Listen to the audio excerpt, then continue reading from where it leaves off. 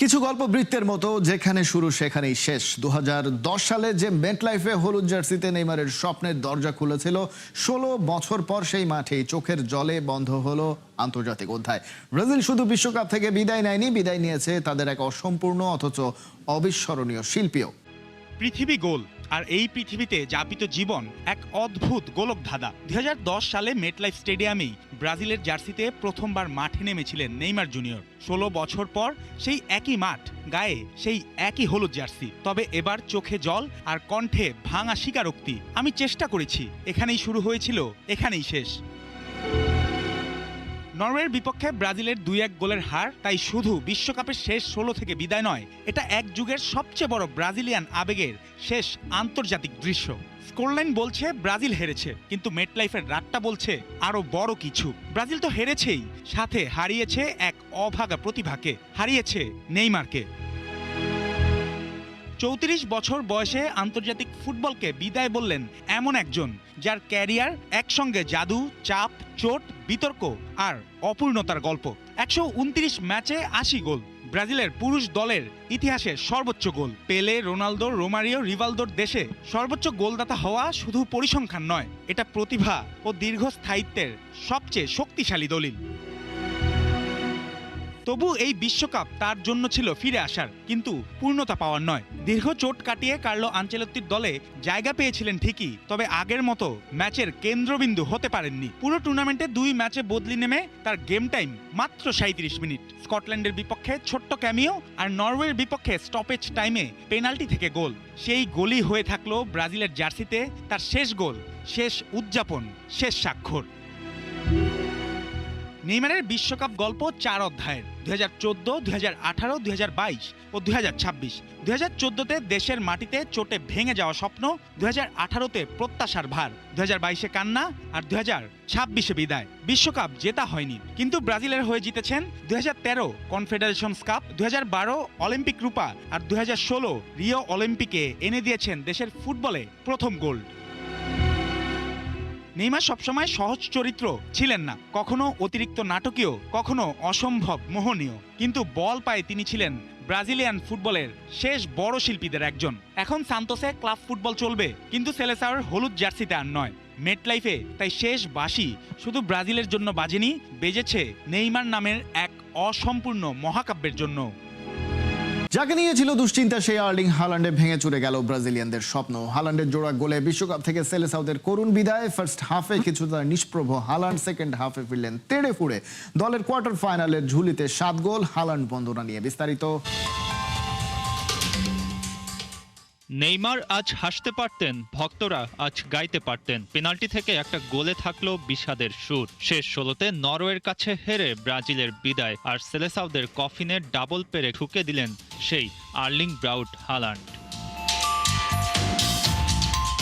হালান্ডকে নিয়েই ছিল মূল দুশ্চিন্তা। কেউ যদি পার্থক্য গড়ে দেয় সেই দেবে, এতটুকু টেনশন ছিল। আর টেনশনটা সত্য হলো, অথচ প্রথমার্ধ দেখে তেমন মনে হয়নি। হালান্ডকে খুব কম খুঁজে পাওয়া গেল ফার্স্ট হাফে। কেউ কেউ বলেছিলেন হোয়ার ইজ হালান্ড।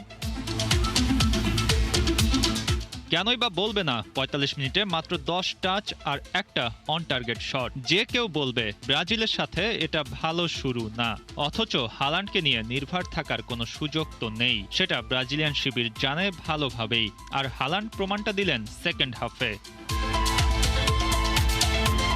দ্বিতীয়ার্ধ শুরু হওয়ার পর থেকেই আক্রমণের ধার বাড়ে। একদিকে ব্রাজিল, অন্যদিকে নরওয়ে। দুই দলই পাল্টাপাল্টি চেষ্টা করতে থাকে। আর ম্যাচটা যখন শেষের দিকে গড়াচ্ছে, তখনই আন্দ্রিয়াস শেলদেরুপের এক দারুণ অ্যাসিস্ট। জায়গা মতো ছিলেন কে, আপনি জানেন সেটা। আর্লিং হালান্ড দারুণ এক হেডার, যে হেডারে ভেঙে গেল ব্রাজিলের ডিফেন্স। কোথায় গ্যাব্রিয়েল, কোথায় বাকিরা, সরাসরি বল জালে। ৭৯ মিনিটে এগিয়ে গেল নরওয়ে। হলুদ জার্সিধারীরা হতবাক হয়ে পড়ল। এমন এক সময়ে এ কি হলো? ব্রাজিল মরিয়া হয়ে পড়ে গোল শোধ করার জন্য। ততক্ষণে মাঠে নেমে গেছেন নেইমার। কার্লো আনচেলত্তি একাধিক সাবস্টিটিউট করলেন, কিন্তু তবুও লাভের লাভ কিছু হলো না। বরঞ্চ আর্লিং হালান্ডের কপালে যে আরেকটি গোল লিখে রেখেছেন বিধাতা। ম্যাচের 90 মিনিট চলছে, এবারও সেই শেল দেরুপের অ্যাসিস্ট আর আর্লিং হাল্যান্ডের সে কি চোখ জুড়ানো শট। দানিলোর পায়ের নিচ দিয়ে গোলপোস্টের কোণা খুঁজে নিল বল। এই ম্যাচে আর কিছু বাকি ছিল না, কফিনের সব পেরেক হাল্যান্ড একাই ঠুকে দিলেন। প্রথম বিশ্বকাপ, এখন পর্যন্ত 4 ম্যাচ খেলেই করলেন 7 গোল। হাল্যান্ডের ঝড় যেন থামার নয়, চলতি মৌসুমটা কাটছে স্বপ্নের মতো। 64 ম্যাচ খেলে করলেন 58 গোল, সাথে 11টি অ্যাসিস্ট। কোয়ার্টার ফাইনাল থেকে কত দূর যাবে নরওয়ে তা জানা না গেলেও হাল্যান্ড এর মধ্যে পৌঁছে গেছেন বহু দূর, যার তাণ্ডবে রক্ষা পেল না 5 বারের বিশ্ব চ্যাম্পিয়নরাও। মেক্সিকোর মাঠে বেলিংহামের জোড়া গোল, হোম অ্যাডভান্টেজ কাজে লাগেনি মেক্সিকানদের। হ্যারি কেইনের দায়িত্বশীল খেলায় কোয়ার্টার ফাইনাল নিশ্চিত করেছে ইংলিশরা। যতটা সহজ ম্যাচ বলা হচ্ছিল ঠিক ততটাই হলো কঠিন। তবে দিন শেষে থমাস টুখেলের দল জয় নিয়ে মাঠ ছেড়েছে। এই ইংল্যান্ডই কি মেসিদের প্রতিপক্ষ? 36 থেকে 38 2 মিনিটের ব্যবধানে মেক্সিকোর জালে তাণ্ডব চালিয়েছেন the man and the myth Jude Bellingham. নিজেদের মাঠে 2-0 গোলে পিছিয়ে পড়া মেক্সিকো এতটাও সহজে ছাড়ার পাত্র না। হুলিয়ান কিনিওনেস 42 মিনিটে স্কোরশিটে নাম তোলেন, আর তাতে ব্যবধানটা হয়ে যায় 2-1। প্রথমার্ধে ওদের এই ফাইটিং মেন্টালিটি আশা জোগাচ্ছিল সমতায় ফেরার। ইটস কামিং হোম স্বপ্নে বিভোর ইংল্যান্ড দ্বিতীয়ার্ধে ফিরে স্কোর লাইনটা বিপদসীমা পার করতে শুরু করে। এবার পেনাল্টি পেয়ে যায় হ্যারি কেইনরা। ক্যাপ্টেন কেইন এগিয়ে আসেন, বাড়ান ব্যবধান বেড়ে স্কোর লাইন 3-1। মেক্সিকোকে রেস থেকে ছিটকে দেওয়ার সব চেষ্টাই করে ইংলিশরা। মিনিট কয়েক পর কেইনের আলোচিত সেই ফাউলের কল্যাণে সুযোগ আসে মেক্সিকোর। 69 মিনিটে স্কোর লাইনটা 2-3 করে ফেলে স্বাগতিকরা। আশা তখনও বেঁচে ছিল, এবার বুঝি যে কোনো মুহূর্তে সমতায় ফিরতে পারে স্বাগতিকরা। কিন্তু কিসের কি, টমাস টুখেল শেষ দিকে এসে রক্ষণভাগটা বেশ ভালোই জমিয়েছেন। মেক্সিকোর একের পর এক অ্যাটাক ওরা সামলেছে ধৈর্যের সাথে, যেন ইতিহাসকে আর সুযোগ দিতে চায় না ইংল্যান্ড। 1986 বিশ্বকাপে এই আজতেকায় মারাদোনার সেই হ্যান্ড অফ গডের গোলের স্মৃতিটা এখনো দগদগে। তাই টুখেল শিষ্যরা আটঘাট বেঁধেই নেমেছিল, ম্যাচটা যে করেই হোক হারা যাবে না। 54 মিনিটে লাল কার্ড দেখা ইংল্যান্ড নিজেদের লড়াইটা লড়েছে দাঁতের দাঁত চেপে। স্ট্যাটস দেখলে চোখ হবে চড়কগাল যে মেক্সিকো ম্যাচ হেরেছে ওদের দখলেই বল ছিল 67%, টোটাল শট 20টি আর ইংলিশরা নিয়েছে মাত্র 6টি। অপোজিশন বক্সে মেক্সিকোর টাচ 37টি আর জুড বেলিংহামদের সংখ্যাটা মাত্র 14।